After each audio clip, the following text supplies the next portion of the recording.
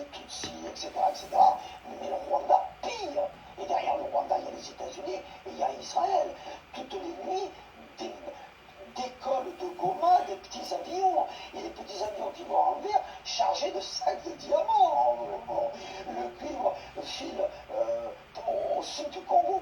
Voilà. Bonjour, topé, bonsoir. Ça dépend du milieu ou de l'endroit. Beaucoup d'occasions à Kolanda Bicho, en tout cas, na info expliqué na Bicho à l'élo édition spéciale. Bino Oyo et Sibo Messani, la chaîne Nabino, la chaîne qui vous informe, parce que tout le jour nous faisons de notre mieux. Tous à la Raliboso, il y a des crans Nabino pour que Tomeka avec vous ensemble, que partager l'actualité n'engé à Weza que évoluer. Namboko ngai na bengaka la République a démocratisé du Congo. Parce que vous voyez que l'état de droit, toute démocratie, na Congo, ezali juste l'appellation, juste le mot, juste le slogan. Vraiment, sur le côté de Mozino, il n'y a pas vraiment le droit. Bandeko nangai. Alors, Tokolobela nini na journée na biso lelo, Tokolobela Tindele biso ba image, ba photo. Depuis avant-hier, on nous envoie des images, on nous envoie des photos. Pasta talama bokwa chilo mboko toyo. Pasta tala koto elongi na ye kota misu banini. My goodness. Donc Alzheimer kuna ezoko beta yi kuna ezoko frapper. C'est grave. C'est grave, donc on va en parler ici. Pour azo voyager les sous azo voyager. Bino non bo habiter azo voyager les sous azo zon à Bruxelles. Donc, malade de Sogini, les ont frappé. On va voir cela à travers l'émission. Et puis, on parlera qu'on est une langue qui contrôle l'Est de la République démocratisée du Congo avec 8000 recrues. Et puis, Batoba Koton Dakaka. Nalobaka Ango. J'avais dit à Félix, la façon dont tu diriges le Congo, les jeunes n'ont plus de choix. Parce que les jeunes ont regardé le parti politique. Ils ne se retrouvent pas. Les jeunes Congolais ont regardé les leaders politiques. Ils ne se retrouvent pas. Bamoni voilà, le sauveur c'est Nanga. Tala Bela Bajen, Bakomiko Ken. Nabasi Suko Bakomokota. Hey! J'ai dit à Chilombo, Nandenga Lirozo Kendeboy, donné à Nanga 2 ans. Akangaka Goma. Bozelaka Nanga Zwa Goma. Confirmer que AFC a connaît Botoli Goma. Vous allez voir Makamunenge Bajane Bako Tonda Pa Nanga Bogundimate. Parce que la politique ne propose rien. Les classes politiques congolaises ne proposent rien. Yangomoni Batondi Pa Nanga. On va en parler ici avec vous, peuple congolais. Ndenge Magambeza ko évoluer na kati ya RDC. Voilà. Tous en a 2 points makasi tokolobe la wana. Bino boza kolanda biso. Mais là, on a un point boye. Mboko yo. C'est pas facile. Hein?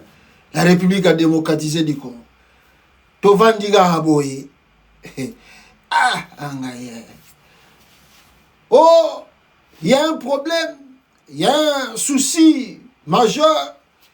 Parce que Papa Wemba, paix à son âme, nous a laissé, il y a cela plus de 5 ans aujourd'hui, on dit, que Papa Wemba faut quand même qu'honorer ce qui n'est pas mauvais.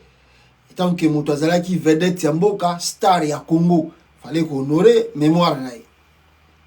Ce qu'on a honoré mémoire à Papa Wemba wana bande konangai. Il y a un ministre, si c'est une dame, je ne sais pas. Il y a Félix Tshisekedi, ministre de la Culture. Bango kutu normalement, ceux qui ont un pays organisé, ils peuvent même pas écrire encore des lettres. Parce que Bazali, gouvernement démissionnaire. Donc, qui veut dire, ils attendent que leur départ. Donc, ils attendent que le passation à pouvoir et ça, la mapoba kende. Oh, nous avons subitement boyé. Na ebité mbongo na Congo soki et ça la kabatumu sana nzoto ya kuluka koyiba, je ne sais pas. Aboti rubrique naïe. Oh non! Le lolo kwa tozo ko kisa 5 ans, anniversaire ya Papa Wemba. La dame en question, alors le quoi tozo ko kisa 5 ans anniversaire ya Papa Wemba. A sali demande na gouvernement. Ba pesa 100 Qu'ils donnent combien? 102 000 dollars. Selon, ils ont fait le calcul, les dépenses. Oui, c'est Salama. Alors, le montant exact pour faire la cérémonie à commémoration, il y a 5e anniversaire, il y a décès à Papa Wemba. Il faut 102 000 dollars et bimanakes à l'État. Ah! La mafia au Congo. Lui-même, de son vivant, quand Papa Wemba était vivant, s'il fait une demande de 100 000 dollars au gouvernement congolais, de son vivant, ben, il n'a pas payé yango. Soki Papa Wemba zaki na bon moy, a commis mukanda na ye, a ke kote na ministère de la culture, bo pesa nga 100 000 dollars parce que naza na projet boy. Ben nga ba pesa yango. Ba komisa bango lokola ba mendiant, ba musicien congolais, ya Congo, bazalaka ba mendiant devant ba politicien. Soka monika politicien, ah, honorable, député, excellence. Na ko bwa ko libanga, na ko sayela yo nzembo. Apese-moi 10 000 dollars, moi 5 000 dollars. Siko Papa Wemba zate, tala bato ba rêve ba salele anniversaire, allez bazo senga 102 000 dollars. Quel moyibi. On les alliés, même ko finga même mutango akufa na ye. Ya yebisi bino bisika zali wana akenda na ye na sama bele, ayebisi bino bo salele 5e anniversaire. Papa Wemba mutase atuni ayebisi bino bo salele 5e anniversaire. Il y a beaucoup de musiciens au bazar na bon moy nakata Congo, ils ont aussi besoin d'argent. Les 102 000 dollars wana bolimbo bimisa pour na ba matanga soki ba mémoire soki ba biloko nini. Vous pouvez donner ça à d'autres musiciens au bazar na RDC bazolela bazoluka bon boko pesa bango. On a un problème à l'est du Congo. Il y a beaucoup de déplacés de guerre, urgent même, urgent. Balala Kalibanda, ba déplacés de guerre na Congo. Déplacés de guerre interne, ba réfugiés koutoute mais ba déplacés de guerre interne na Congo, bazola la Libanda. Botali ba condition boko ndimate ke baza na Congo. 100 000 dollars wana. Bo ke no pesa ngote, bo tongela bango ata ba tente bien. Bo aider bango na biloko kolia. Donc bolingo bimisango kaka boye 5e anniversaire à Papa Wemba. C'est comme s'il n'y a pas une crise au Congo quoi. Moi, je suis ici. Bon, Johnny Hallyday a koufé en France. Nana monate ministère de la culture de France. Alors, Johnny Hallyday a koufé. Il faut tout ça le anniversaire. Alors, gouvernement, Bobi Missa, 500 000 euros ou bien 80 000 euros pour tout ça le Johnny Hallyday anniversaire. Michael Jackson, grande star, Yamboka Oyo, États-Unis d'Amérique. A koufé, il y a cela combien des années? Natikala komona te mbato batala kaso culture américaine bakoma mukanda na gouvernement abimisa 100 000 dollars pour basala anniversaire de Michael Jackson banda kufa. Non, c'est du n'importe quoi ça. C'est du n'importe quoi. C'est vrai, certes, le gouvernement peut participer sur la ligne, na volonté na ye, mais ils ont nécessité te. Et ce n'est pas aussi une obligation. Parce qu'il y a aussi beaucoup de musiciens oyo bakufa avant Papa Wemba. Bon, c'est le anniversaire mon colonie. Nous avons par exemple Franco Luambo Makiadi. Azala qui peut star munene na Congo. Bon, c'est la Franco Luambo Makiadi anniversaire mon colonie. Lutumba Simaro. Bon, c'est la anniversaire mon colonie. Nanyo, comment s'appelle l'autre là? Papa Wendo Kolosoi. Akufa Bandakala. Bon, ça, il a anniversaire de colonie. Vous n'allez pas nous dire que Papa Wemba était plus important que les cas Franco Luambo, que les cas Wendo Kolosoi, que les cas Pepe Kale. Bon, le bâtiment que Papa Wemba n'est pas unique pour Yango na fubo que soit 100 000 dollars na caisse à l'État pour ça l'anniversaire. Bon, il y a Papa, bon, il y a Pepe Kale. Il y a Franco Luambo, il y a Luambo. Il y a Wendo Kolosoi. Bamadilu kutu na ebité. Bamadilu système. Bango boko sala bango anniversaire te. On des actes très importants de ya Papa Wemba. Bon na kokota mozindo te poso na bina kokota mozindo ozala trop dangereux. Na boyi kokota mozindo na suika na limite wana poso to konti mozindo pour to yeba l'apport de la musique congolaise dans la société. l'apport mutusa kufa toninga koloba susu makambo na ete boninga bozongisa ba mémoire na batu te banda okanisa makambo wana. Parce que si on pouvait même une minute dire l'apport de Papa Wemba à la société congolaise, je sais pas. Tela batoyo ba mesana kaka na mabe. Donc c'est-à-dire les gens qui dirigent le Congo aujourd'hui ba botama kaka na mabe.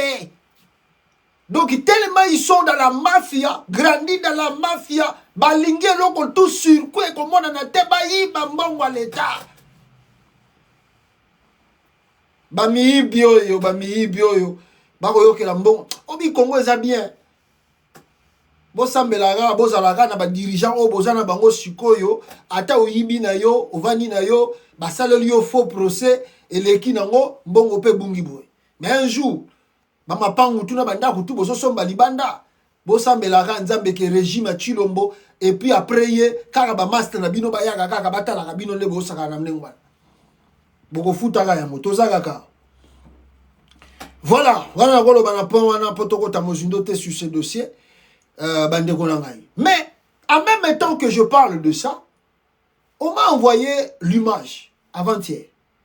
Image batindelingai bande konangai ezali image y'ambassade ya République démocratique du Congo na Washington. Voilà,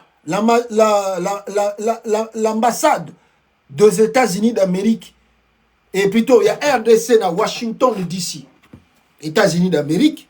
On m'envoie les images, on dit pasta yoza molobeli ya peuple fou to tindeloka ba image yo po yonde mtoko la kisaba congolais po bayeba ni les autres kanakata RDC. L'image est là. Image yo tweet wana batindela kingai et si vous regardez en bas, vous allez faire le constat, il y a bâtiment, il y a ambassade, il y a RDC à Washington DC. Écoutez très bien. Moutatine a sali yango sous tweet comme on a un Nil Kinwani. A habité sur Nil Kinwani nani. Alors biboy, ici nous sommes à Washington aux USA, dans le bâtiment qui abritait l'ambassade de la RDC. Adresse 1800 New Hampshire Avenue NA Nord-Ouest, Washington DC, 2009. Plus de 30, écoutez-moi très bien, plus de 30 millions de dollars alloués au maintien de ces bâtiments ont été détournés par le fraudeur et tricheur. Constatez les conséquences en image. Ceci est grave et une honte pour la République. Nous dénonçons. 30 millions de dollars américains pour refaire ces bâtiments. Moi, je pense qu'on pouvait même acheter même bâtiments à Chicago, côté à Washington, voilà. Mais il paraît, ici, 30 millions de dollars américains pour ne pas refaire l'ambassade. Donc, Bongisa, Bacha Babilo, Sika, Bisika ambassade RDC Zaraki na Washington, d'ici les États-Unis. 30 millions!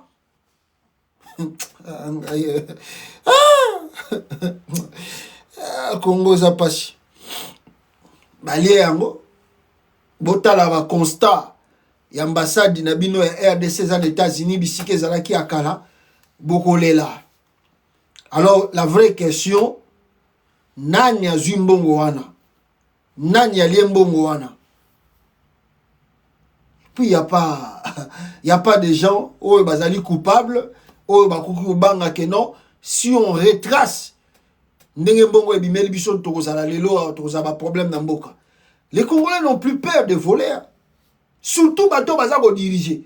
C'est le petit peuple qui va menacer. Oh yo za kuruna, yo botolaki lipa ya batu ya mama wana. Yo kanaki mama no botolaki esak. Mais de vrais kuruna, mais ça va kuruna oh bazo ça la politique na Congo. Les gens, la majorité des gens qui font la politique au Congo, mais ce sont des vrais kuruna. Atakutu ya bana oyo basala ka désordre na balaba les a bien. Pour oyo batwana bazako yiba. Non. 30 millions. Oh, mes frères. 30 millions. Ah non. c'est pas possible. Ah, mon pays. Après, nous surtout, c'est Kagame. C'est Kagame aussi qui bloque Félix. C'est Kagame aussi qui bloque le Congo. C'est Kagame aussi qui est derrière tout ça. Et d'ajouter à cela, le frère de Félix Tshisekedi de tribu. Na kombo ya Nicolas Kazadi. Yé mon copain Nicolas Kazadi. Bande konanga. Aouta yeko détourner mbongo ya l'état lisusu. Nicolas Kazadi, ministre des Finances. Hein?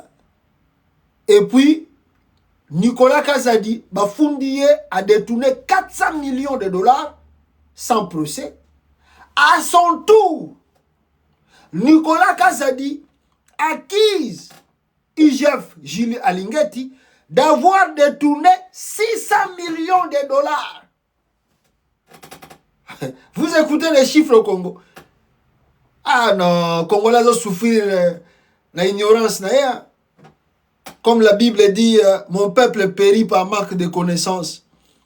Je peux vous garantir ici, mes frères, peuple congolais a souffrir par manque de connaissances. Gilles Alingeti a fourni Nicolas Kazadi a détourné 400 millions de dollars.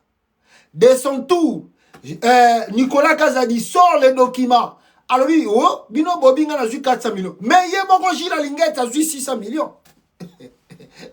Faites les calculs. Donc 1 milliard de dollars entre Nicolas Kazadi et Gilles Alingeti.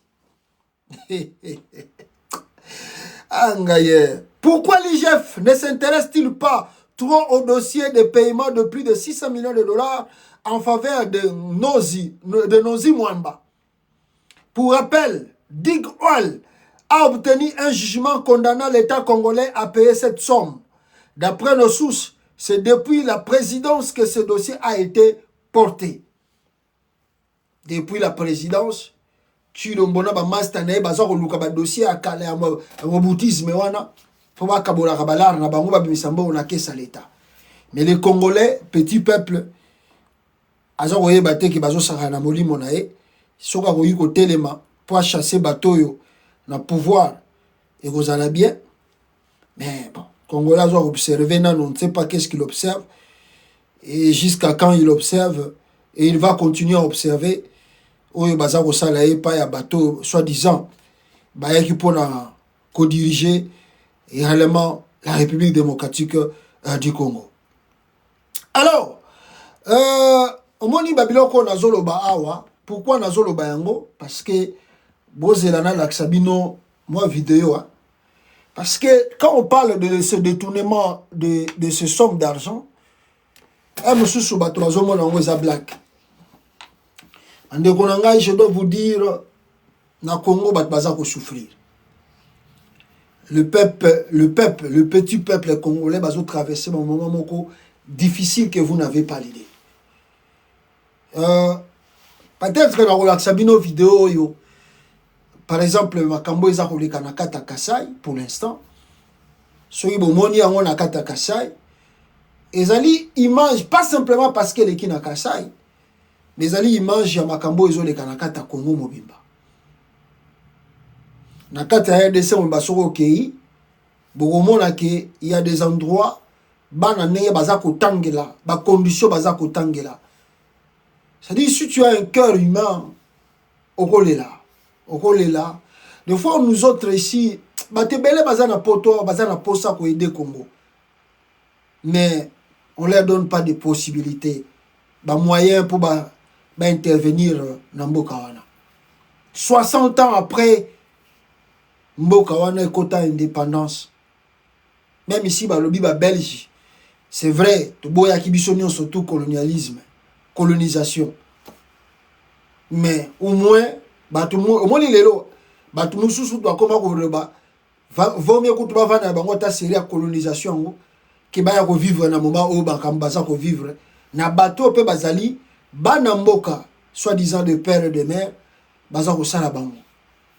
Comment vous pouvez être à l'aise que yo kabilo vandi na ndako na yo ozotala écran bana no batala ba chaîne ba américain batalaka ba chaîne ba français balanda kutu ba chaîne ba congolais te po intéressant na bango te bango bazali connecté na ba américain na ba France ndako Félix Tshisekedi bango nyonso tout baza connecté na ba chaîne américain balanda ba information Congo kutu ba kipaka te mais kaka na quelques kilomètres ya mboka na bino wana ya bana misusu baza kolia po alie eloko eza pasi mais yo oza autorité ya mboka wana oza si à l'aise ozotala bandeko na yo baza kosouffrir yo oza à l'aise.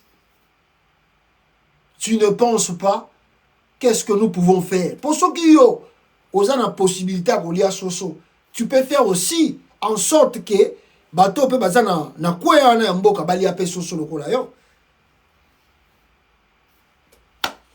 Regardez l'image, il y a école moko na Kasai. Mawatro. Chilomboki a tellement promis à mes frères du cerf du Kasai qui passent ici des fois à m'insulter pour inutilement.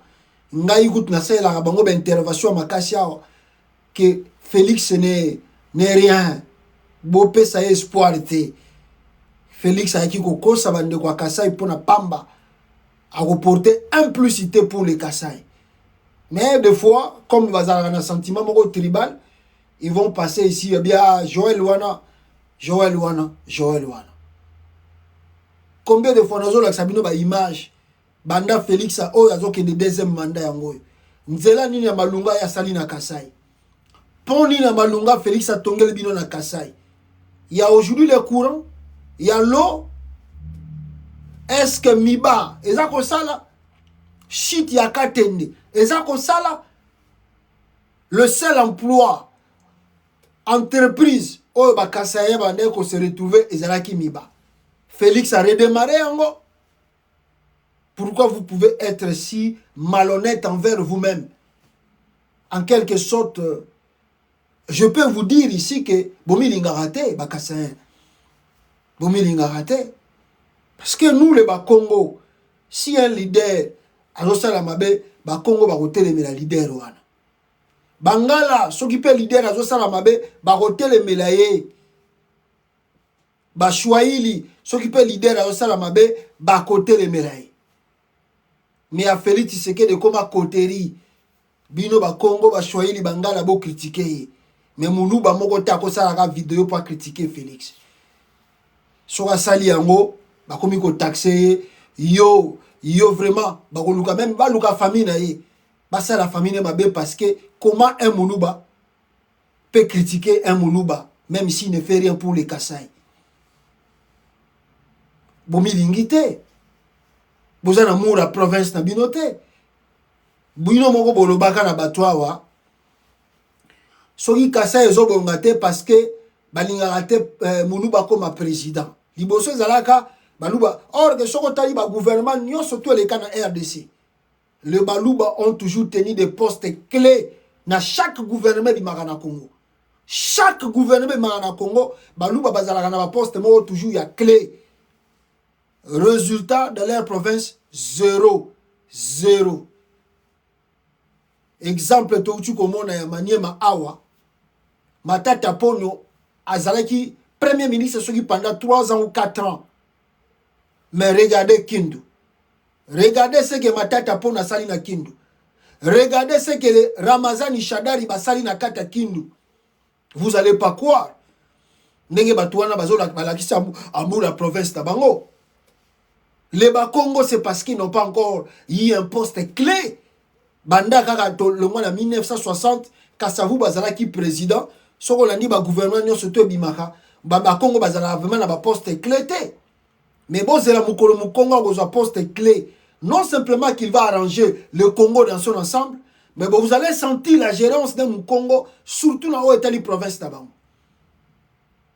Mais regardez aujourd'hui les Kassai. Les Kassai meurent.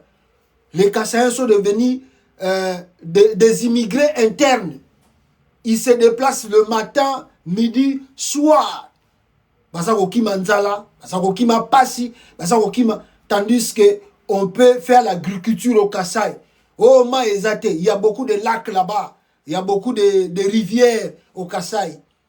l'État a les moyens ya kobenda mai ateza musika asalisango bilanga pona batu na province. L'État a ces moyens là. Biso to mona bilanga na désert. Ba désert o ya désert bilanga izo sala na désert. Gouvernement dispose ça asala biloko tout mai izo uta musika. Gouvernement moko azo benda mai banani batu bazo sala bilanga. S'il y a la vision, s'il y a le souci, on arrange les choses. Mais les Kasaï meurent à petit feu. 1, le tribalisme. 2, l'égoïsme. Yango anezo salaki Kasaï ezo kufa à petit feu. Voilà le pourquoi moi je vous ai proposé même une fois. Même si on peut retourner à ce que Mobutu faisait, moi je pense que ça va être mieux pour les Kasaï que au lieu que bazala na gouverneur face à l'origine Kasaya, il faut que l'ongola yango. Il faut que l'ongola yango. To mekana nous, Mukongo comme gouverneur na Kasai, et puis on va voir le résultat. Mouchouaïli Mungala a comme nous gouverneur na Kasai, et puis on va voir le résultat. Mawatro, regardez la vidéo de nos enfants qui étudient au Kasai avec des conditions précaires. Oh, Bogomituna. Toza na monde nini na bato baza ko diriger RDC bavandi na bango pe calme baza à l'aise. Alors Zela na la Sabino yango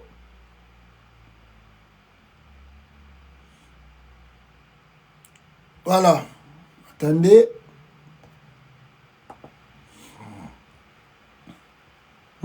Fati béton Sky Karaskina. Ah, mo babinge la école je vais répéter kala batamba kulonga betongo shi e mutimbo kala sky balon yo yenai alukai tabala voilà yo yenai balon kala sky Karaskina. Ah, ça va vraiment yo ne plus kala mo balon yo yenai. Voici les Kasaï, bah école na kata Kasaï yangoan. Kalaska ibolo shi kalaska ya. Première A, première A de première B. Bon deuxième. Kapinje ko munu jinu nuru longa shi mun pinje bana mabu fana mun. Ruta tora bo vous qui directeur avec qui directeur ton le groupe de travail du la mo ka to jinado ka to ne bitando ma bo ko longa shi na bana. Atene ni tableau de batwa shile bana bani makulo mo condition dans le bijumbu mun ka che bore washi e kola ka chu de 2016 tone de vraiment je m'ai bien parlé le temps de condition itibana bitu kala batamba kulonga tala ba condition bande ko na mio bazotanga na Kasai Chikapa sous division wa Chikapa 1 na mtia tunashira na image tala ba kuna baza kuna libanda tala ba wo baza na libanda ah et mon dibi kala ska ya ah bulo shi to kala jina muka muko shi ba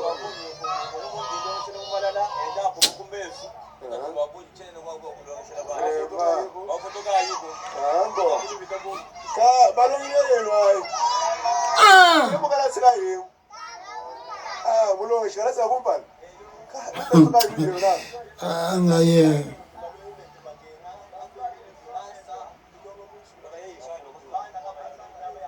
Voilà les conditions au bana bazo tanga na Kasai kuna. Je vais bien bana ba mwene Kasai. Okelenga mwitu tabala hii. Tukibi kala ba mona. Moshindu tukibi kala tuenza ko reportage je passe kala bien zita to. Balonyo yeno ai. Na mabele ba vandi na mabele. Nous sommes préciser la troisième. Nous sommes bien page. Quand tu ne pas ça toi. Ah, vraiment mkele weto muloshi. Tableau we mute kele page.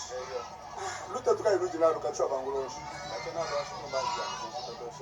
Wambila. Ah, vraiment toi si babuni. Ishali bipa. Mawatro bande konangai mawatro. Les gens n'aiment pas le Congo. Bato balingi mboka wana te. Bato baza kolinga ba se servir na Congo. Comme si bazo adajo balobaka yo mtoko bongisa mboka ngo yo nde mtoko bongisa mboka ngo yo pe yaka zwa parti na yo kende yo pe ya kazwa parti na yo kende nde yango bozo vivre ba makamboyo makamboyo na chikapa kuna bino baluba boza ebele ya na diaspora moni ba image nga zo laksa bino so na laksa yango na lobi teke ba obo moni yo ezaka na Kasai c'est presque partout dans le pays mais lelo oyo ba premier ministre ya ba Kasayen bozui ba ministre ya ba Kasayen kutu soko tali régime à Félix Tshisekedi nous avons combien de ministres Kasayen regardez le régime Tshisekedi combien de ministres Kasayen sont au gouvernement de Tshisekedi dans la présidence combien de conseillers de Félix Tshisekedi Kasayen les Kasaï ne s'est pas développé. Et plus de cela, un président aussi Kasaïen. Mes frères du Kasaï, demain ou après-demain, vous allez accuser qui? Congo Balingasu, Kasaïen, Soki Mokongo a commis président. Vous allez accuser qui? Bangala Balinga Kasaïte, parce que Mongala a commis président. Vous allez accuser qui? Chouaïli Balinga Kasaïte, parce que Mouchouaïli a commis président. Exemple ya bino moko bozala kia bosali nini pour la province na bino nini Sobolobio Félix azotala intérêt général mais intérêt général ok bongo ba oyo baza ba ministre ba oyo tout baza ba ministre na ba conseiller ba tongini na Kasai. Faut retenir, l'histoire va nous rattraper demain. Et surtout, dans mon tribalisme, un peu bozanango. Bolingi ko approcher ba leader ya bekolo mususu. Ah, mais ça peut. Bon, amoni ba misusu ba komi ko se révolter. Surtout la majorité, eza batu ya kananga on dirait bango de ba komi ko kota na bango mingi côté ya Corneille nanga. Parce que bango pe ba se retrouver te. Alors ba lube belé à côté ya kananga kuna. Na komo kina bango pa ya et pas à Corneille Nanga. Excusez. Voilà. Oh, tu as quelques points sur cette actualité. Il y a des conditions bateau bazali ko traverser na kati ya ba province. Alors, rapidement ici, bande konangai tokota na dossier ya est ya République démocratique du Congo. Qu'est-ce qui se passe à l'est de la RDC? Peuple congolais, vous avez vu, ou nous avons vu tous ensemble, le monsieur qu'on appelle Corneille Nanga a sali maman na sortie médiatique avant-hier et la sortie médiatique na salaki peuple congolais ce qui est vrai Nanga abimaki yé mon côté. Nanga a été sorti accompagné na la délégation na yé AFC-M23 réunis ensemble. Basali maman na parade pour na kolakisa kino, c'est eux qui contrôlent la situation à l'est de la RDC. Bazalaki précisément dans Rutshuru centre et sika oyo nanga azako banga lisusu Félix Tshisekedi te et azako yebisa Félix Tshisekedi nazo zelayo soki oza mobali oya awa oya ko déloger ngai comme bino moko bolobaki ke tokoki ko déloger ye boya ko déloger ngai, je suis ici, je vous attends. Alors, Bandape Corneille Nanga, abanda ko zela Félix Tshisekedi po aya ko déloger ye, Félix Tshisekedi aza ko mona na te, aza pe ko yate ko déloger ye, na bisika bango bazali. Maintenant, Nanga pona ko lakisa ye ke azali maître de terrain. Donc babimi lobi basali mama na parade. Maman na parade à Gaillard. Accompagné tana na batuna yetu ya M23 wana. Kalebe baye.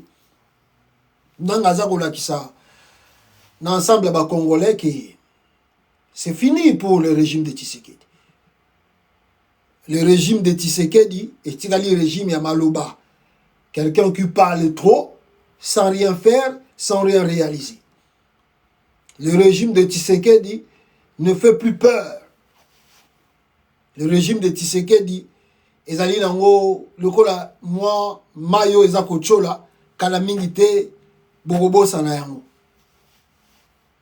Donc sorti à lobby na Rutshuru centre ya Corneille Nanga Je ne sais pas si la majorité des Congolais, vous allez un peu mesurer grandeur de nature. Il ne faut pas minimiser. Sorti au Nanga Salakilobi. Qu'on minimiser un côté, bon minimiser un côté. C'est grave, hein? Dans un pays. Oh, Balobi, chef de l'État, ont contrôlé. Même à l'époque de Kabila, il y avait le Koundou Abattoir, il y avait des Laurent Kounda, il y avait des Sultan Makenga. Ils faisaient des parades dans des montagnes. Pendant qu'on s'est des parades, les balikola, des montagnes, barobi makara mamuke qu'on a osala interview. Mais to tigala ki ko komate na niveau oyoboye que ba leader ya rébellion ba bimi na centre ville bazo parader le qu'on a na terrain conquis. Donc à vrai dire cela montre que on n'a pas l'armée au Congo. L'armée n'existe pas. On a Liboso. De deux, on peut dire que partie à Est et à Congo, ils allaient bien gérés par les Kone Nanga. Et de trois, on peut dire que on n'a pas des autorités dans ces pays. On n'a pas réellement des gens qui ont dirigé Biso Lelo, qui ont un souci, il y a qu'à contrôler le territoire national. Il y a 4 RDC. Ce qui se passe aujourd'hui à l'est du Congo, si on était dans l'époque de Maréchal Mobutu, je ne pense pas que Mobutu pouvait s'asseoir parce que, bon, nous disons que c'était le temps où Akomaki faible, mais les bandits de Mobutu, avant de Kangi Maboko, Azomona, les rebelles, ils ont paradé dans le centre-ville de Boyamboka. Même état, Kabila Oyo. Je ne pense pas qu'ils pouvaient accepter les images que nous voyons aujourd'hui. Où est le pouvoir? Où est l'armée congolaise? Nangazaki à l'aise, lobby, totalement à l'aise, sans inquiétude. Drone moko koya boye, missile moko outa soki wapi, et à quoi battre sur ngai, et à quoi battre bateau dans un tambour na bango. Non! Ils étaient complètement à l'aise. Alors nous devons se poser des questions. Drone Félix Alobaki na bat basombi.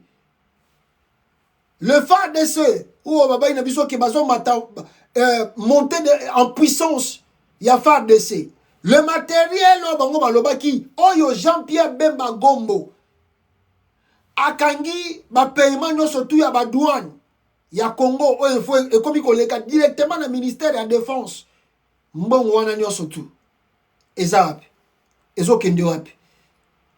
Parce que tous les impôts du Congo, on a besoin se diriger directement vers le ministère de la Défense pour un effort de guerre.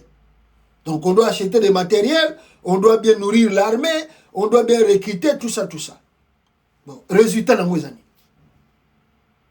Avec ce que nous avons vu hier là, vous pouvez dire que Bemba fait un bon travail. Ce que nous avons vu hier là, vous pouvez être sûr que Christian Chiwewe, étant que chef d'état-major, fait un bon travail. Avec ce que nous avons vu hier là, au Kolobapé que Chikonti Tambwe, lundi, Christian Chiwewe, il fait aussi un bon travail. Et vous pouvez monter plus loin pour dire que le chef de l'État fait un bon travail au Congo. Est-ce qu'ils ont préservé l'unité à Congo? C'est grave, mes frères, mais je vous montre l'image, preuve à l'appui. Botala binomoko, comment est-ce que na Congo, na RDC, nangaza ko parade na partie à Rutshuru centre. Oh, terrain conquis. Terrain vraiment conquis. Regardez les images ici.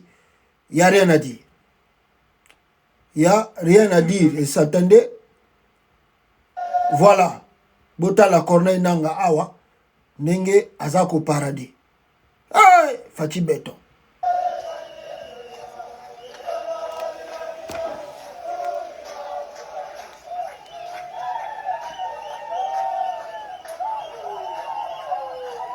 Nanga yo.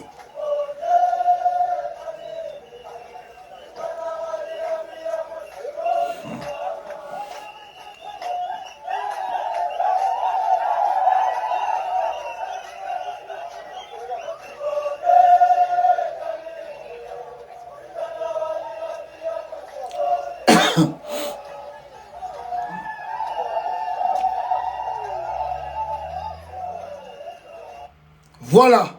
Corneille Nanga na parti à Est à Congo. Azako parader na terrain libre, terrain conquis, sans peur de drone du gouvernement, sans peur il y a attaque à gouvernement. Au bagoyi ko salaye pour na kolobane ke Nanga quitte là-bas. Nanga longo à côté kuna biso tozalia wa biso tozalia bo. Non. Nanga azana terrain conquis. Azako sala makambo to alingi asala. Mutako ya ko bangisa ya zate. Et plus loin encore, quand on a sorti médiatique wana Nanga yaki ko sala lobby pour assurer parce que le message est clair hein? Bino bobo interprétant kaka Nanga sali parade non c'est un message qu'il envoie et à la communauté internationale et à la sous-région et au gouvernement de Tshisekedi. C'est un grand message et au peuple congolais, surtout aux nouveaux recrues, surtout aux gens qui ont besoin de rejoindre leur mouvement. Message Nanga Zotini Rabango, venez ici. Nous contrôlons la situation. Tous la situation dans maboko na biso. N'ayez pas peur. Preuve yango tuzo tambola. Bomoni bisika ba bakufia. Bomoni bisika masa sebeta mia. Boya ebele. Boya. Boya. Devant la communauté internationale, on est là. Vous ne pouvez pas nous déloger par la force. On est là. Et on est fils de ce pays. On n'est pas des Rwandais. On n'est pas des Ougandais. On est fils de ce pays. Donc, ce qui se passe avec Chilombo, le Konatoza a contenté, l'article 64 nous donne la permission, le droit. Il y a qu'on défendre Mboka. Biso siko manière na biso ko défendre Mboko yo, yangona to minduki. Alors, c'est à vous de réfléchir deux fois avant boya ko sala, ce qui est intervention boni bo sala. À la sous-région, la SADC, l'EAC et d'autres mouvements et oyo baza ko lancer mouvement ceux qui ba ko sala offensif. Boya, tous après. Boya, on est prêt ici. Boya, tous c'est la bino. Boya, tous c'est la bino. D'ailleurs, avant le beloko moko awa. Nanga vous a présenté depuis hier. Ba rekil na ye asika. Bato ba kotina afse na ye. Et belé, d'ailleurs, je peux même commencer avant l'axabino muto PPRD mususa koti parce qu'il y a deux jeunes de PPRD surtout dans côté à Kolwezi à Katanga kuna nde bazo sopane belé. Mais bataille de PSP va rejoindre le mouvement ya Corneille Nanga. Ce qui bino boyebite. Le membre de l'UDPS Bazakuna na Baluba pe ba rejoindre Nanga. Bango pe Bazakuna balobi ke Nanga nde aza sauver. La République a démocratisé du Congo. C'est grave. Hein? Attendez, voilà. Attendez na zoyango. Alaxabino ba recru oyo Nanga uti kozwa. Voilà, lobby awa peuple congolais. Vous allez aussi voir voilà na vidéo wana ezako leka na okanga volume pour na musique ezako beta question il y a droit d'auteur, faut respecter droit d'auteur. Voilà. Bateau tout bozomona, ce sont des cadres de l'UDPS. Ba cadre UDPS ba rejoindre Corneille Nanga. Ba luba pe lisusu. Bango wana bakeko vanda et pas ya Corneille Nanga. Ils sont bien dans leur maison. Masasi moko ezobeta mate po babatama na bazamba. Baza bem na bandaku bavani na bakiti confortable. Et bazoyamba ba nouveau recrue na bango na partie à est kuna. Bazoyamba bango. Le membre de l'UDPS présent aussi bangope va rejoindre le mouvement ya Corneille Nanga. Deuxième recrue ezali batu ya PPRD bazo continuer. Je vous montre moko azalaki na Willy Ngoma et Boyoka Yewana. Yewana pe a rejoindre M23. Natira bino volume. Qu'est-ce qui vous a poussé de venir s'adhérer au sein de l'Alliance FLEFCO? Nous sommes ici à Rutshuru. Na Rutshuru kuna. Bata PPRD ou ba rejoindre. Aux États-Unis où j'habite, je suis Gershom Kaevé. À où États-Unis même. Écoutez beaucoup parler de l'AFC à travers les réseaux sociaux et des informations. informations. Et j'ai voulu moi-même venir voir la réalité sur le terrain. J'ai voulu vérifier tout ce que j'ai dit sur ce mouvement-ci. Alors, dès que je suis arrivé à Bunagana, j'ai parcouru les différentes villes. Tu as vu les différentes villes aussi. Exact. Tu as vu comment nous vivons en paix avec la population. Bonjour, hein. Avec la population. Et quelque chose m'a marqué. La population m'a dit qu'elle est assurée. La sécurité est assurée, elle est totale. Et aussi la façon dont les agents de l'AFC se comportent vis-à-vis de cette population en responsable, j'ai aimé ça. Et aussi, j'ai vu plutôt que ce sont des gens Mawatro. qui ont décidé d'habiter ensemble. Parce qu'avant, on disait que c'était une affaire de Rwandais. Mais après avoir parlé avec la population, avec la direction politique de l'AFC ainsi que d'autres, moi j'ai vu que c'est tous les Congolais de toutes les tribus et ethnies qui décident de se mettre ensemble, de mettre fin à la guerre et de penser au développement. Et moi, je suis d'accord avec ça. C'est pourquoi j'ai décidé, avant de rentrer aux États-Unis, que je puisse adhérer à ce mouvement. Voilà. Et donc, je voudrais lancer un appel. Voilà. Moto Européen Azalaki, membre de la PPRD, bon, selon lui, il vient des États-Unis d'Amérique, a adhéré au mouvement Yakoneya Nanga. À part moi, il y a aussi une jeune sœur. Il peut adhérer au mouvement Yakoneya Nanga. Vous pouvez, comment on a yeyo. Aouti côté à Tanganyika, soit côté Kolowezi, soit à Tanganyika, la femme, peut à rejoindre Nanga. Yewana.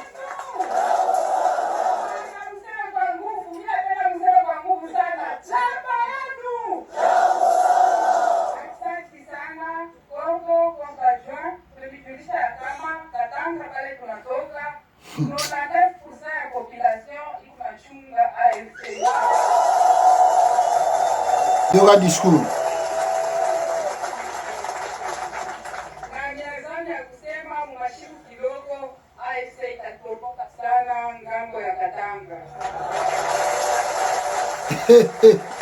Fachi Beto.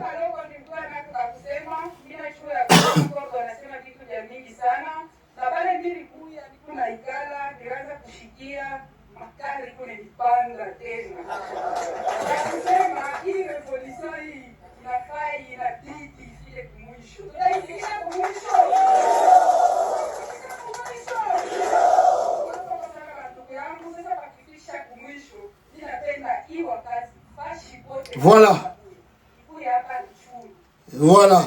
Et on a beaucoup de cette femme aussi à rejoindre AFC de Nanga. Et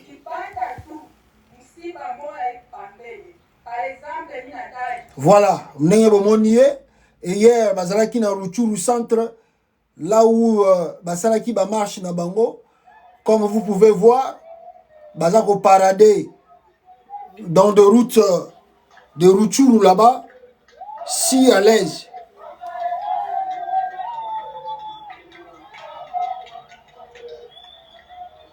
Corneille Nanga et ses alliés, bango wana Bazako tambola, na bango la kata Ruchuru si à l'aise.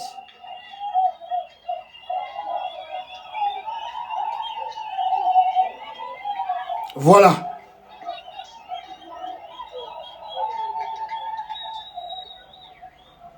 Ah, voilà. Nanga si à l'aise, yewana zako parade na kati ya Ruchuru centre. Et vous pouvez aussi voir cela ici. Nanga na batunaye. Bango wana bazako yemba banzembo.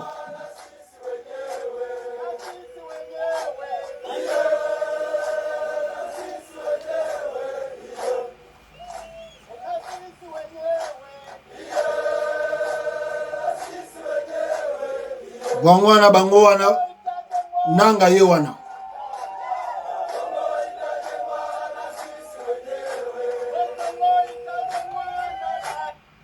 Voilà. Voilà. Comme vous voyez les images, c'était hier à Ruchuru centre, Bisika Bango Bazali et Bazako Sala mouvement na Bango. le message de Corneille Nangaa, peuple congolais, Yango Eboyo Kango.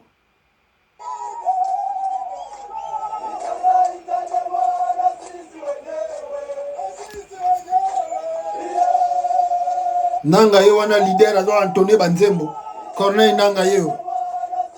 Aza ko Antoine Banzembo.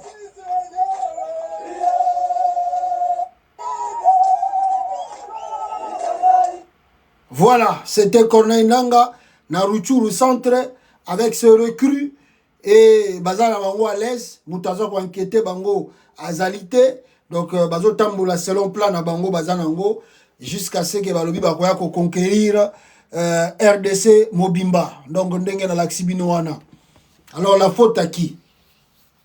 La faute ce n'est pas à Corneille Nangaa, la faute c'est aux nos autorités congolaises. Moi je dis plusieurs fois Félix Tshisekedi nengozo memela mboka oyo tribalisme epai, égoïsme epai, corruption epai. Faut se rappeler tant l'élection 2018 et Salami on gagnait l'élection en 2018, mais la chance que tu avais eu, la chance que Félix Azouaka en 2018 ezalaki moko chance on ezalaki nini. Ba Congolais mingi bazalaki na histoire ya IDPS. Un parti ebunda trop 37 ans de lutte avec le slogan de papa Etienne Tshisekedi paix à son âme, état de droit, sécurité en mboka. Les gens avaient l'idée là. Bazalaki na pensée wana na kati na bango. Donc c'est-à-dire malgré que Félix n'avait pas gagné l'élection de 2018, ba Congolais bayi totika kaka. Moni Fayulu c'est vrai aza opposant. Mais na rang oyo bitumba IDPS et Sali na Congo na Etienne Tshisekedi, en tout cas vaut mieux tondi mata Félix ata Fayulu totika na no Fayulu tondi ma Félix. Pourquoi? Parce que les gens regardaient, on dit toujours tel père tel fils. Les gens voyaient en Félix Tshisekedi l'incarne Félix Tshilombo, hein, parce que il a ajouté Tshisekedi après la mort de son père, et beaucoup de Congolais peut-être baye barangote, mais faut voyer barango que Félix avant que son père a Koufa, son nom était Félix Antoine Tshilombo. Il n'y avait pas Tshisekedi. Tshisekedi ezalaki proposition ya Bakatumbi nde baiki ko proposer que non, il faut Tshisekedi ndenge zalaka Justine Kasavubu, Laurent Lumumba, Moni Yosokoza, Félix Antoine Tshilombo, ça sonne pas vraiment, c'est comme si tu es l'enfant biologique de Etienne Tshisekedi. Donc faut pas que ça Tshisekedi po kombo wana Tshisekedi e collé yo et puis ça peut force dans makambo sala. C'est comme ça Félix a adopté qui combo ya Tshisekedi après la mort de son père, mais de son vivant Etienne Tshisekedi vivant combo na ezala qui Félix Antoine Tshilombo. Mais alors malheureusement peuple congolais de son vivant Batumingi Baïba dit que Félix pouvait être l'incarnation ya Etienne Tshisekedi wa Mulumba. Il pouvait être l'incarnation. Donc quand on dit tel père, tel fils, donc il y a l'incarnation. Donc 37 ans de lutte, état de droit, le peuple d'abord. Bah Congolais va vivre en haut avec Félix Tshisekedi. Mais au tozo mona, au bah Congolais va vivre dans le régime à Félix Tshisekedi. Ils ont eu le là virement à 180 degrés ou bien 360 degrés. Donc Moutoutou a dit que non, c'est l'IDPS qui est au pouvoir. Et aujourd'hui, les gens ont du mal à croire. Est-ce que réellement ceux qui sont Etienne Tshisekedi Azalaki vivant et que Azalaki n'a pouvoir? Donc, il a vraiment détruit l'image de son père, détruit l'image ou le combat de leur parti. Botala binomo le na maman Max a promis qu'on dirigeait IDPS, il est pas comme fondatrice, ceux qui fondatrice il y a IDPS, il est pas comme qu'on a décision pour la partie, surtout même dans la nomination, dans le gouvernement. Donc on ne comprend plus rien. Donc on m'a dit que les gens ne se sont pas retrouvés. Les gens ne se sont pas aussi retrouvés si les gens ont makambozo les kakota Ruchuru avec Nanga, parce que la gérance du pays avec Félix Tshisekedi, c'est la médiocrité. La gérance du pays avec Félix Tshisekedi, c'est totalement la médiocrité. Il n'y a plus d'espoir pour ce pays. Et ajouter à cela la gérance Yamboka à travers le régime de Tshisekedi, on sent le vide, l'incapacité, l'incompétence. Il y a un monsieur qui peut être réellement le président du Congo. Et à s'ajouter à cela, le tribalisme, l'égoïsme, la corruption. Félix Tshisekedi, dirigé 2018 à 2023, tu as eu cette chance-là. Mais, crois-moi, Félix Oko Yibi élection en 2023, au Yibi, Oko Yiba, mais, au moment la rébellion au Tamana Congo. J'avais dit ça. Maintenant, au moment où la blague, l'autre soukuap. L'autre soukuap. Et pourquoi des gens ou des jeunes gens, baza go région de Nanga, ndenge boyo kike, ba komi lelo na 8000 recrues oyo bazui. Mais baza ko landa connaît Nanga parce que à l'intérieur du pays, l'opposition qui pouvait proposer des choses, l'opposition n'arrive pas à proposer. Ça fait plus de 4 mois depuis Toleka l'élection Oyo, président Asseni Moulouba, président de la Cour constitutionnelle Moulouba, ministre de l'Intérieur Moulouba, ministre de la Justice Moulouba, ministre de la Finance Moulouba, qui encore Moulouba Banque Centrale Moulouba. Donc, gérant ces élections de qui a tibi moko. Ça va susciter la colère des autres et c'est ce qui va pousser les gens à rejoindre les groupes armés. Bazali dessus complètement parce que l'opposition aussi ne les a pas proposé de choses. Plus de 4 mois d'élection de l'équipe, l'opposition ne propose pas rien de sérieux. Il n'y a plus de marche, il n'y a plus de contestation, il n'y a plus de revendication dans l'opposition. Il y a Congo. Alors le jeune Congolais se regarde. Il dit, il regarde Katumbi. On doit vous dire des vérités. Vérité. Quand le jeune Congolais qui souffre regarde Katumbi, Katumbi a ça la rébellion. Katumbi a ça la rébellion. Katumbi est bien. Katumbi a ses moyens. Bana Katumbi bazana ba condition à bien. Famille à Katumbi bazana ba condition à bien. Katumbi ne va pas me donner $1000 chaque jour ou chaque mois. Tout ça combien dans Congo on paie sa bichon. Donc Katumbi lui, ata Félix avant il est sous 5 ans à pouvoir, Katumbi ko sale logo mokote. Katumbi bazana est bien la famille naï. Est-ce que ngai naza ko se retrouver derrière Katumbi? Non. Yango moni batumdambu ya ensemble ya Moïse, bango wana bakei côté ya Corneille Nanga. Batumbi sous super côté à Félix Tshisekedi o ba komi ko rejoindre Nanga. Et aussi ils disent presque la même chose. Félix naza muluba oui. Mais est-ce que nga ki muluba nanga yango nde suko Félix azo lesa ndako nanga? Bana nanga baza ko se retrouver. Famille nanga za ko retrouver. Parce que Félix aza muluba nga pe naza muluba. Non. Qu'est-ce qu'il a proposé de bon? Rien. Qu'est-ce qu'il a fait de bon? Rien. Même si je suis membre de l'IDPS, akangi bisaka na ye, ibango na pe ba rejoindre nanga. Aujourd'hui PPRD les chouchous. Qu'est-ce que le PPRD propose aujourd'hui? Il y a le silence. Kabila lo bagate, Chadar lo bagate, Bakad de la partie ba lo bagate. Bon, oh, Chadar est bon. Chadar azana botel na ye. Chadar azana biloko na ye. Kabila est bon. Kabila ko va na même à 100 ans. Sans qu'il y ait la politique, na biloko ye sa joie na 18 ans pouvoir. Il est bon, il est à l'aise. Kabila est à l'aise. Il ne s'inquiète de rien. Shongai na kozala simakaka ya kozela ka timu kolo Kabila yo soki akozonga ka pouvoir. Soka kozonga te ça va faire combien d'années? Est-ce que na ko se retrouver rien? Est-ce que na ko se retrouver rien? Alors il y a un moni ba jeune ndambu ya PPRDP balandi Corneille Nanga. Il y a SID. Bon, SID à Martin Fayulu. Vous voyez que Martin Fayulu a mis implanté na bandu depuis na Congo central. Mais sur les rébellions il y a Nanga et comme kende kota Congo central, boyo ka bato SID pe bakolanda. Parce qu'en réalité, disons les choses vraies. Si vous regardez les gens que nous appelons aujourd'hui des opposants, oh, bazako incarner vraiment opposition à Congo. Si vous regardez vraiment leur vie, ils ne souffrent pas comme le petit peuple. il souffre politiquement parce que baza na posa ba conquérir le pouvoir. Mais baza ko souffrir le petit peuple azola na balabala. Ni Martin Fayulu, ni Joseph Kabila, ni Moïse Katumbi, ni qui que ce soit, aza ko souffrir le petit peuple. Vous n'allez pas nous faire croire que Nandaka Fayulu bat balala kanzala. Nandaka ya Kabila bat balala kanzala. Nandaka Katumbi bat balala kanzala. Nandaka opposant nini obo yebi na Congo bat balala kanzala. Bazate.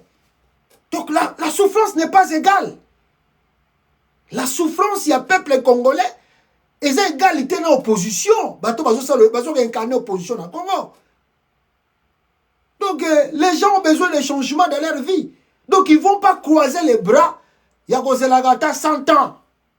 Mais on va koufa na yo Katumbi agoyate. On va koufa no pe Fayulu agoyate. On va koufa na yo Kabila pa agoyate. Combien de membres de PPRD ba koufi Kabila monalité banda ticket pouvoir. Ah, les gens regardent, ils pensent, ils disent on va faire quoi? Vraie solution, token de gaga. Et puis d'ailleurs, la majorité à bateau baza ko sala politique na Congo.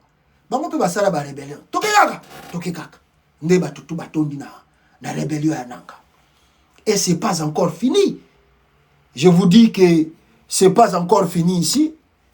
Croyez-moi ici que d'ici peu de temps simplement, je vous dis, Soïga Bananga Babotoli Goma, retenez-moi bien, retenez maintenant, Soïga Corne Nanga Botoli Goma, et des politiciens, Obo Yebi Abakombo, Bogomona Bango Payananga. Bose la kaka, le temps est poussana, ba conquérir ba ville amener Bongo Bogomona, film ni negolé kana politique à Congo. Mais cela aussi montre la fin d'un régime. Parce que ce qui est là, Nanga a reçu qu'on recrutait 8000 éléments, ça montre la fin du régime Tshisekedi. Et que le régime n'a plus d'espoir. Et que les Congolais ne se retrouvent plus dans ce régime. Il n'y a plus d'espoir que le régime Tshisekedi les a incarné dans Boka. C'est fini. Yango moni bato bakepa ya Nanga. Ce qui est là, Nanga comme il pousse na boy. Parce que aussi l'armée congolaise a échoué dans matière de renseignement, dans matière de sécurité et de défense. Ils ont échoué. Je peux vous montrer tout Moko et Bimakis depuis avant-hier. Depuis avant-hier, tout Moko et Bimakis. Je vais vous montrer le tweet en question. Parce que vous voyez que la ligne mingi ko laksa ba preuve sur qui nazolo ba makambo. Pour le bâtir que non, je vante les choses. Si vous regardez les tweets là, peuple congolais, balobi boye. D'après l'agence Bloomberg plutôt, d'après l'agence Bloomberg, le gouvernement rwandais a fourni une quantité d'armes sans précédent aux rebelles M23. Il s'agit de drones, lance-grenades de fabrication israélienne, licence israélienne, bouillère anti-drone et lance-grenades anti-char de fabrication russe. L'armée rwandaise. D'ailleurs, d'après ces mêmes informations, on nous dit que l'armée rwandaise a côté ça qui plus de 3000 éléments na parti wana bananga bazali et azali ko formé batuya AFC. Alors, qu'est-ce que vous allez dire? Attendez dans l'axabino bino bozako landao. Voilà, yangwana. O bozako mona na uchuko tangela bino. Qu'est-ce que vous pouvez dire? C'est un échec de la part de notre gouvernement. Le gouvernement Tshisekedi a échoué. Bango balobaki basomi ba drone. D'ailleurs, Mikolote koleka Jean-Pierre Bemba asalaki survol soki ya avion, soki ba ya ba pareil ya reconnaissance soka tout ça. Ba melaki biso ba papier ba bengisaka ba ambassadeur. Oyo Rwanda ko menacer Rwanda ki ba okota na Rwanda. Ils nous ont donné des photos comment l'armée rwandaise traversait. Mais comment l'armée rwandaise traverse le parti Est, il y a Congo Sikoyo, avec 3000 éléments, et que Baza ko formé le gouvernement congolais a mon centre rwandais. Ayebi yango pe bisike zate pour que akende ko bombarder yango, akende ko neutraliser yango. C'est un échec de l'armée congolaise. Moi, je dis ça depuis hier. Un vrai général, comment on a un salaki parade dans le centre, soit à côté de Félix Tshisekedi à Robomaye. Je répète encore ce que je viens de dire. Un vrai général de l'armée, soit à Taliba image nanga nenga zo sala lobby na Ruchuru wana, soit à côté de Félix à Robomaye. Parce que ça dit humiliation moko imaginable. Na muto alati teni à Congo, teni militaire pour la défendre Mboka. Ça dit soki mutaza vrai général, tanga zo tala makambo nanga zo sala, chaque jour so appelle nda ko ne fuma ya miso tangaka. Fallait la ka. Fa mituna ga yeboka zo mituna. Est-ce que je suis vraiment ngai pena nazali chef d'état-major ya Mboka? C'est moi vraiment le général d'armée ya Mboka. Donc ma miso fo tangaka. So zo tala biloko nanga zo sala. Soit Koutena Félix Akobomaye. Un vrai militaire, je vous dis, pas de la blague, un vrai militaire à Koulouka, à Koulouka, front, à outil front, il y a des traités dans l'armée, il y a boye. Vrai militaire à Koulouka front, à Eka Kosi, n'a pas audience, n'a pas un chef de l'État. À Koutena BTP, mais ça va y aller. So bobo mangai. Mais, n'a pas une humiliation, n'a pas monaté na Congo. L'échec. Ezalina batu tout basa ko diriger mboka na lelo yango bomoni ke les conséquences yango nanga avance balobi kala mingi te ba kokoma Goma ba présenter bino 8000 reculs, donc ils sont sûrs d'eux maintenant. On ne sait pas les jours à venir qu'est-ce qui va se passer. Écoutez Félix Tshisekedi qui donnait un avertissement à Kagame, mais comme Tolobara toujours, Azamuta Loba, et qui n'a jamais réalisé, c'est que même il a dit, Tango Bandeko promettre Batouana. Écoutez, hein, Félix Tshisekedi, ah ouais. Venir habiter ici. Je vais vivre. Boyoka bien. Je serai un gomatracien. C'est Félix qui parle. Je vais venir habiter ici. Après si promesse. Vivre avec vous. Nabana Goma. En 2021. Je voudrais entendre au quotidien vos problèmes. Nous allons les résoudre ensemble. Voilà. La promesse a été faite en 2021 à Saké. Dans quelques semaines, je serai un gomatricien. Où est-il aujourd'hui? 2021, Félix Tshisekedi avait promis Nabana Goma que dans quelques semaines, à Goma gomatricien, à Vanda Goma. 2021. Où en est-on aujourd'hui? Où sommes-nous aujourd'hui? J'ai dit toujours aux Congolais, nous ne sommes pas sérieux envers nous-mêmes. Et puis, on n'aime pas le Congo. Certes, Kabila nous a causé du tort. Il y a Rocha Félix président. Mais vous ne pouvez pas dire que Félix Tshisekedi a parachuté dans l'eau pas comme un président. C'est l'entourage, les politiciens. Où va Vandi, baza ko accompagner même système. Kabila Mtabanda qui a mopi bango baza ko accompagner en. Parce que tout le monde savait qui est Félix Tshisekedi. Félix Azanani. Il a fait quoi dans sa vie? Parcours scolaire na yebaki, parcours politique na yebaki, vie na ye, même na mopandi ba yebaki. Mais tout le monde a laissé faire. Et voici les conséquences.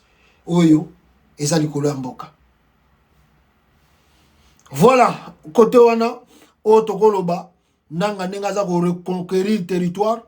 Alors, botokoloba nini, to zela yekaka. Aya soka kokoma pe mukoloni na Congo, Bessopeto évité, soka kokoma mukoloni na capitale. Maintenant, il y a des images qui circulent beaucoup dans le réseau. Et ces images nous font état.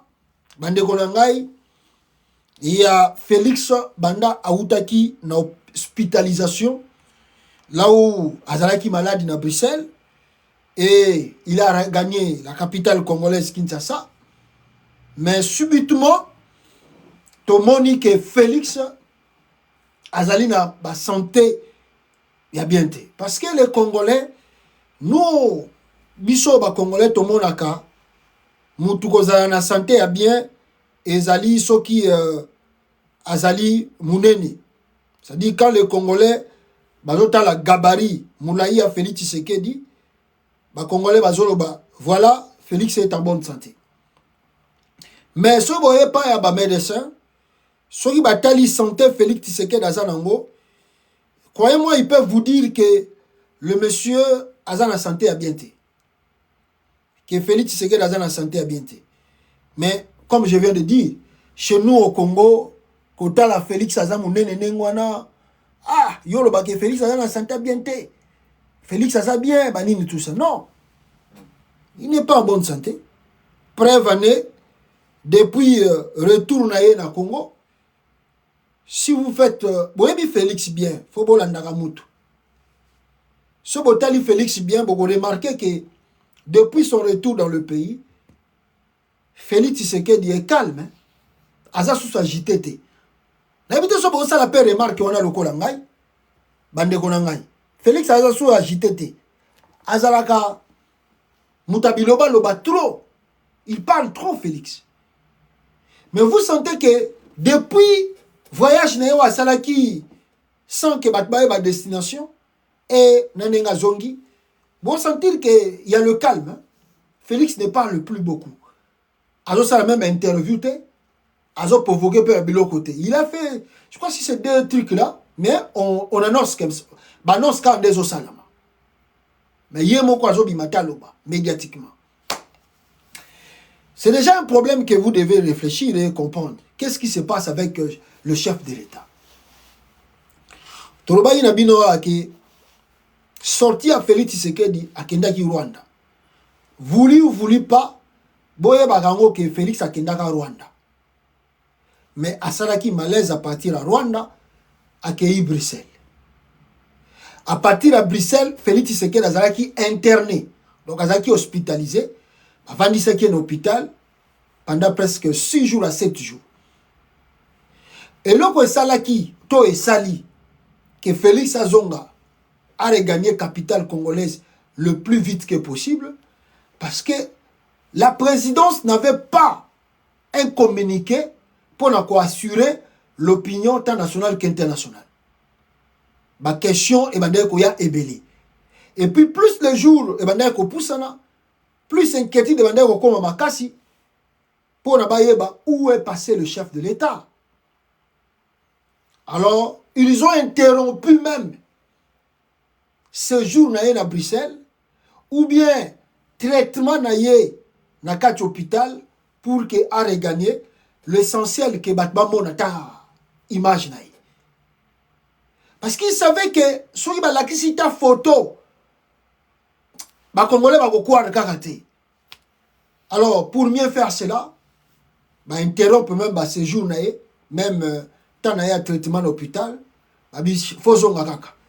Parce que si ça dépasse une semaine, ça peut être grave et on ne sait pas qu'est-ce qui peut passer dans le pays parce que on va constater le vide, vacances, dans la présidence. Ndé Félix a interrompu Mobutu et il a regagné la capitale congolaise. Mais soki botali banda Félix azongi na Kinshasa, vous avez un changement makasi ezali, ba déplacement na ezali contrôlé et ba discours même peu bazolo baté. D'ailleurs pour le discours aussi, je dois vous rappeler. Boye bango que il y a un changement de temps aujourd'hui. Par rapport il y a avant élection et après élection. Le ton, la République démocratique du Congo envers le Rwanda est changé. Je viens de vous montrer l'image ici que l'armée rwandaise a compté plus de 3000 éléments et a formé Batuya AFC Ananga, selon Bloomberg. Mais pourquoi le gouvernement congolais n'a pas réagi? Ou n'a pas dénoncé? Bozo a communiqué à Bamboa, Oyo, Patrick Mouya Yaeko Sala, Bamboa sauvage, na Bamboa, o bakoyi ko vivre na bato wana pe zali pona olenga nkoi mutatambola ki na bamboa na balabala nde ya wana Félix Tshisekedi atindi Patrick Muyaya aya ko sala vidéo wana po ndenga mona ki olenga nko ya tamboli na bamboa. Mais vous sentir qu'il y a pas comment le gouvernement a réagi na eloko balobi que armée rwandaise a compté ici 3 éléments dans Congo. Pourquoi il n'y a pas un communiqué? Le ton a changé. Depuis que Félix Auzalaki na Rwanda, où il a demandé des pardons na gouvernement rwandais, que tout n'a pas koloba ezalaki nango juste pour la campagne. Je vous promets ici que na koloba sous makambute na kokota Rwanda na moins d'escarmouche na kosala boy contre Kagame. L'histoire là c'est close. Na komi kotala makambo susu. Maintenant je reviens pour na koloba Sabino. Félix est au Congo à Kinshasa. Mais bazana ko patiner pour la mokolini gouvernement na bango ko bima. Moi si obanoma qui premier ministre tozo kende lelo presque tokomo kende presque 2 mois gouvernement ezate. Koto okuna bureau et ceux qui assemblée définitif ceux qui osama mokolini pe to yebite. Donc il y a trop de choses à dire. Mais Félix Antoine Tshilombo est-il en bonne santé? Est-ce que depuis qu'il est rentré au pays, tout va bien, tout va bien? Mes frères, je vais vous montrer les photos, les images que Bisso peut m'appeler ça qui Bisso. Et ensemble, on va essayer d'analyser total la image. Première image. Wana bozo komona Félix Tshisekedi yewanana palais présidentiel ayambi nani président Mauritanie ou Azali le président exercice à l'Union africaine. Si vous regardez là où on a encerclé le boko à Félix Tshisekedi, ceux qui vont grandir l'image wana, ceux qui vont grandir ango, bokomona ke ezali yako vimba makasi. Bokomona ke le boko ya Félix eza vraiment yako vimba makasi. Excusez. Ce qui te l'ongue la photo wana. Pour la benda moi image wana sous bien. Regardez oyo awa. Ce qui botali sous on a presque la même chose. Le boko ya Félix Tshisekedi eza ya kovimba makasi. Et puis vous sentez comme si ya babilo komoko boye bimi na maboko. Regardez l'image de Félix Tshisekedi dans ses mains. Alors, si on essaye encore d'avancer, Batusukoyo va projeter en haut les sous pour Bino Borolanda Susu. Vous comprenez? Soy Botali, na image on les a Kolanda, Batu va projeter Balobi Susu Nini. Balobi Boy.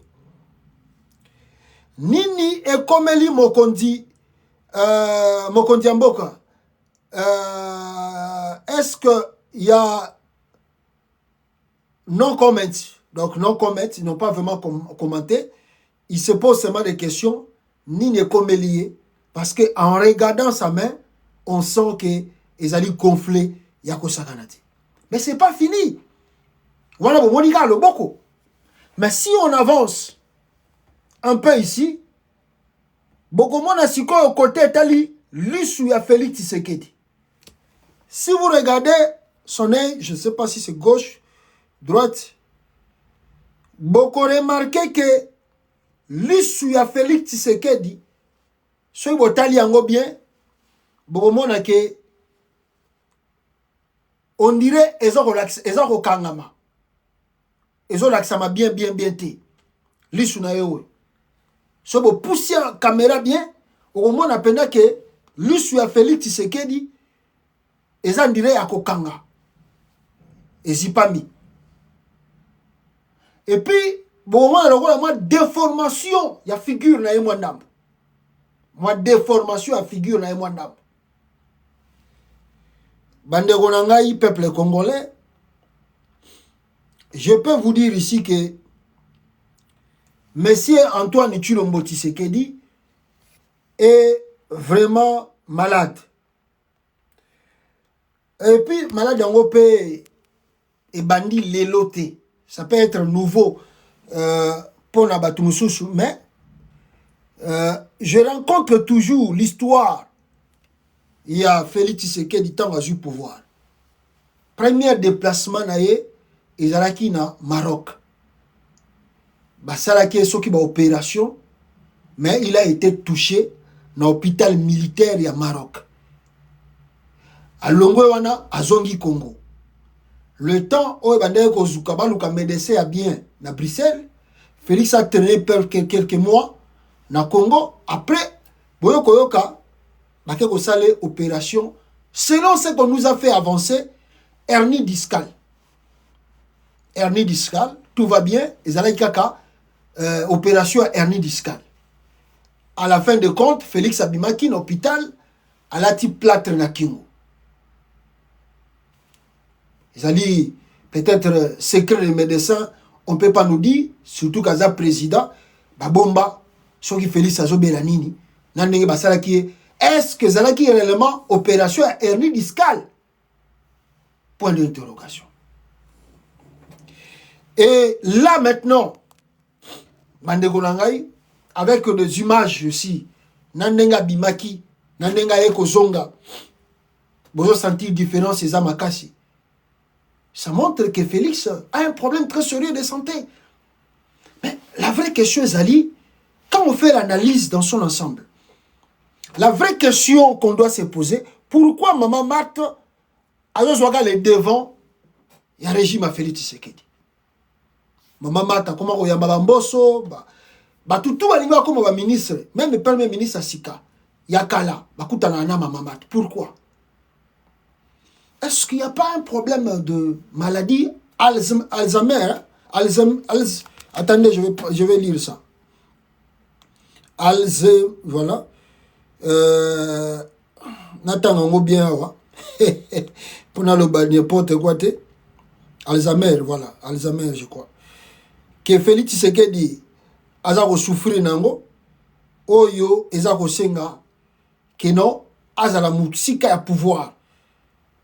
Parce qu'il y a des choses, des conditions de vie, ce qui les a permettre aux ala la présidence, voilà, combien on dit Alzheimer disease, Alzheimer, mais habiter en français, on dit Alzheimer disease. Alzheimer disease, ou bien maladie Alzheimer, habiter en français, dans autant en anglais. En français. En français, Albanine. French. Albanine. Ils ont la presse néo, Alzheimer. Tout comme on a Google. Alzheimer. Alzheimer, voilà. Tout comme on a Google. Alzheimer. Boyoka sous na Google. Boyoka na Google. Alzheimer. Alzheimer. Moussous yango. Alzheimer. Alors, Félix Tshisekedi a souffrir de la maladie peut-être Alzheimer parce que le fait qu'il y a à tout moment Maman Marthe devant la scène politique, ça montre qu'il y a quelque chose, un handicap. Où qui Félix Tshisekedi a un contrôle, il y a la capacité surtout intellectuelle pour mieux gérer le pays. Parce que la maladie là, d'Alzheimer, problème dans les alinini. Ce qui m'a dit a souffert kana insuffisance. Il y a kozanga koyeba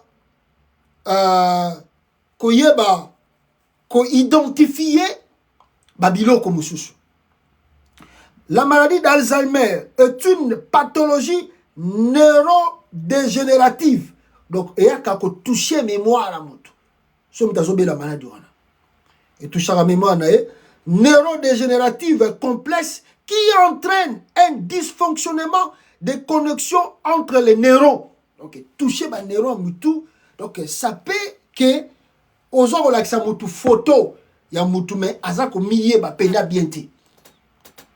Parce que un président qui a toutes ses capacités, je ne pense pas que sa mère a eu koleka l'écran aloba yona yo nazo soutenir bino bozala candidat gouverneur. Non.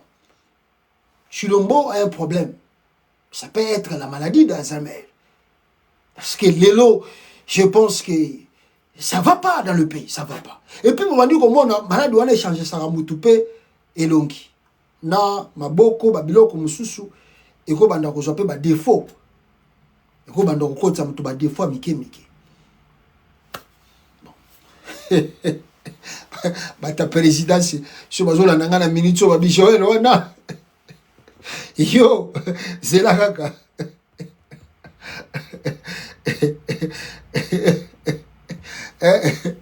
Ah, Félix, Antoine Chilombo. Mais, magambo nga nazolo banabino. Batusu wa komo nango la blague. Batusu wa komo nango la blague, la maseki. Mais, Félix Oazongi na Congo, s'il est en bonne santé, si Félix est en bonne santé, mes frères et sœurs, il va faire encore un voyage à Bruxelles. Les jours où Félix va voyager encore vers Bruxelles. Yango, Félix a zokende sous Bruxelles. Félix a zokende sous Bruxelles. Mais a zokende sous Bruxelles pour la nini. Le président de la République, excusez, le président de la République, son Excellence, Félix-Antoine Tshisekedi Tshilombo, va effectuer un déplacement privé en Belgique cette semaine. Donc la semaine ici que Tobandi le Soussou, on nous signale que Félix a encore un voyage à Bruxelles privé. Je crois qu'il y a un voyage privé pour lui. Le traitement, faut ici là, parce qu'il est revenu au pays pour taire ma rumeur, mais il faut continuer le traitement qu'on a à Bruxelles. Il faut continuer le traitement. Il faut continuer le traitement à Bruxelles. Ah! Mais si moi je lis ici quelque chose de très important, parce que ce manque ici Félix Tshisekedi quitte encore la RDC, quitte encore le Congo. Mais est-ce qu'au Congo ce n'est pas possible, comme on a écrit na tweet oyo? Est-ce que Dieudonné Kamuleta Badibanga, est-ce que Akoki ko déclaré que non, suite à boye, le président n'est plus compétent de diriger le pays, il faut qu'il ait un moussouche. Les gens écrivent ça.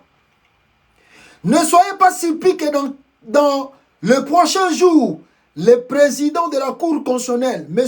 Kamuleta Dieudonné, puisse saisir d'office et déclarer dans l'empêchement définitif du président de la République, ce qui lui placera en pole position pour assurer l'intérim du président de la République et convoquer le scrutin. Est-ce que ce qui Félix a voyagé les sous et que Toyebite si ça va se prolonger encore, si c'est beaucoup de temps, je ne sais pas. Est-ce que Dieudonné Kamuleta Badibanga a prononcé que le président Boye et que suite à Boye, les compétences, tout ça, a une capacité de diriger Mboka et que Fouto Luka intérim, tout ça, les élections. Est-ce que ça, ce sont des vraies questions que les gens se posent. Ah, béton. Prions les bons dieux. Tout ça, c'est pas possible. Voilà. Merci beaucoup. Vous êtes si nombreux. Il y a un abisso même dans Twitter, plus de 1300. Je vois là-bas. Balandi Bisso en direct dans Twitter. Et plutôt dans TikTok. Plus de 1300 Balandi Bisso. Merci. Nabinotou. Balandi Bisso dans YouTube. Alors vous allez nous aider. Aimez, partagez la vidéo. Bisika Bino Bokozala. Balandi Bisso dans Facebook. Aimez et partagez la vidéo. Ça nous fera vraiment du plaisir. Soki Bokosala Moussala. On a pour empêcher bato balingaka vérité. Basala ba commentaire à Mabé. Et puis, la chaîne Nabiso a un problème. Merci beaucoup Nabino tout. Aussi ici Nabiso Awa. Tokute Nabino Mbala Sima Peuple Congolais. Na édition Moussousou.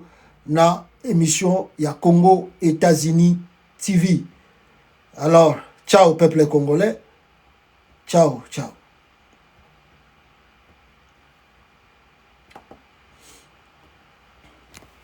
Ciao Bandewati.